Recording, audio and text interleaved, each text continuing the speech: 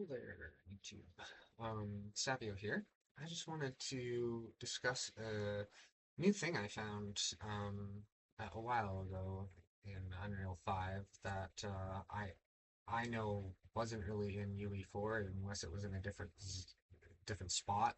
Um, and it's available inside pretty much every Blueprint actor now. I think there might be a couple components or whatever that don't support it, but every component that you add, aside from your default scene root, because it doesn't have, um, obviously the default scene root is your origin, location, and rotation for the actor, so it makes sense that you wouldn't have these extra options. But what I'm talking about here is these little drop downs underneath your transform section inside a component. So if I add like a static mesh to this, I have, these drop downs now that I can click and it has different rotation types. So I just want to discuss what the difference between those different types are.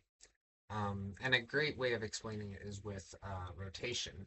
Um, so I have these text renders that I have a special material that I made, which I just duplicated um, the regular camera uh, material, camera, sorry, text material, not camera material.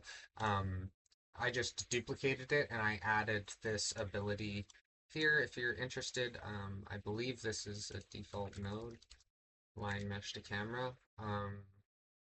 And I just input um, these specific values that I was able to get the text to rotate always towards the camera.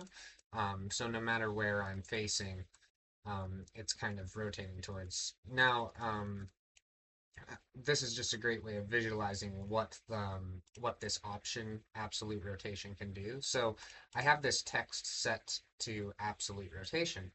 And you'll notice, when I go and rotate my actor, I have a similar material assigned to the billboard, so it also does the same thing. But when I rotate the actor, the text doesn't get all messed up and whatnot.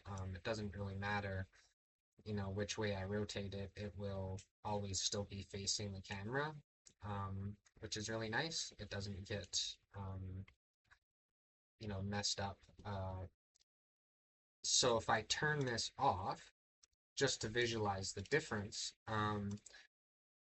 you can see when I go to rotate, it does spin the actor, but now it also spins that object because the rotation is now relative to the actor's rotation.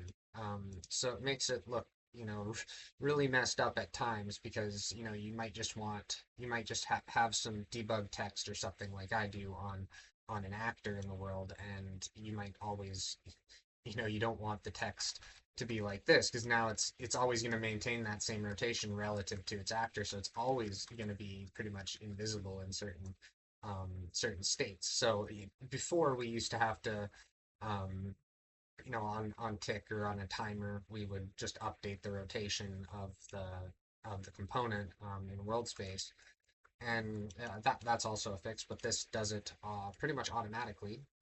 Location also does the same thing, so I'm not gonna, actually, I could turn that on and I'll show you. If I set it to absolute location of the world, now my text is gone because it's using the world location, which is 00 and 125 on the Z. So I don't want that for location. Scale also does the same thing. So it will take, it won't care about the scale of the actor. It will just care about its own scale. So you can see if I select this and I increase or, oh, I actually have this forced not to be able to do that. So if I scale the actor, you can see it, oh, it moves the text, but it doesn't, yeah, it moves the text because of the scale of the actor, but it doesn't scale the text at all. If I had this off, you can see now not only does it moving it, but it's scaling the text itself. So that's the difference between those two modes, and they can be really handy for lots of different reasons. I can't list a bunch off the top of my head right now, except for like this text. Maybe like a health bar above your enemies is a good example. You can use this exact same material method here plugged into world position offset. I have like health bars above the heads of my enemy, and I don't want that. Um, I don't want that health bar to rotate relative to the character, because then it's gonna end up like this in some cases, where it's upside down or sideways or twisted. Um, and the characters are never really going to be tilting, on their pitch or roll, so they're mostly going to be rotating just on the Z axis to turn left and right. So if you have that absolute rotation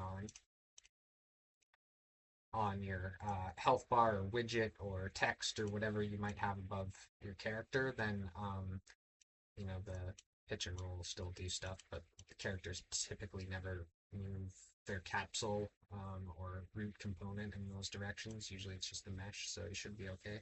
And yet, then yeah, when I rotate the character around, it doesn't matter. The health bar will always be facing my camera with something like this. So um, yeah, that's a little new feature in UV5 that I like to use with a lot of my actors.